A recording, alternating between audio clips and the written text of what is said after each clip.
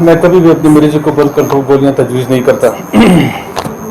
اس کی وجہ ان کے شدید سائیڈ ایفیکٹس ہوتے ہیں جو کمپنی والے فارمیسی والے کبھی بھی آپ کو نہیں بتاتے. ان کے چھوٹے موٹے جو سائیڈ ایفیکٹس ہیں وہ چھاتی کا کینسر، بچے دانی کا cancer, Crohn disease, autoimmune disease, جگر کے امراض، گردوں کے امراض وغیرہ ہوتے ہیں. اور اس کی وجہ یہ ہے کہ تمام قسم کے بلڈ کنٹرول گولیاں جو ہوتی ہیں یہ آپ کے آٹو امیون سسٹم کو کمزور کر دیتے ہیں، آپ کی قوت مدافعت کو کمزور کر دیتے ہیں. آٹو امیون ڈیزیز جنم لینے لگتی ہے اور اس طرح مستقل اور نہ ٹھیک ہونے والے امراض میں کے شکنجوں میں جڑ جاتے ہیں. برتھ کنٹرول کی جتنی بھی گولیاں ہیں یہ آپ کے کلیٹرس کے سائز کو 20-25% سے بھی زیادہ کم کر دیتی ہیں، تنگ کر دیتی ہیں، جس کی وجہ مستقل بانجھپن پیدا ہو سکتا ہے.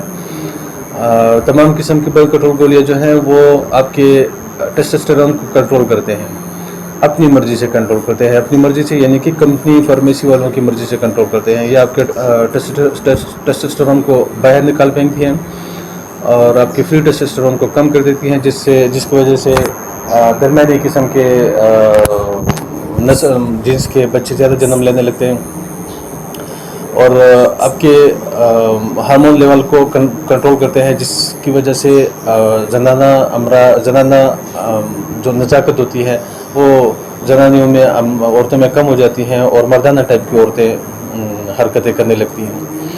ان تمام امراض کی ہارمونز کی علاج کے لیے یا برتھ کنٹرول کے طریقوں اور ان کے علاج کے لیے ان کے سائیڈ ایفیکٹس کے تسباب کے لیے ویب سائٹ پر وزٹ کریں، وہاں پہ تفصیل انشاءاللہ آپ کو مل جائے گی.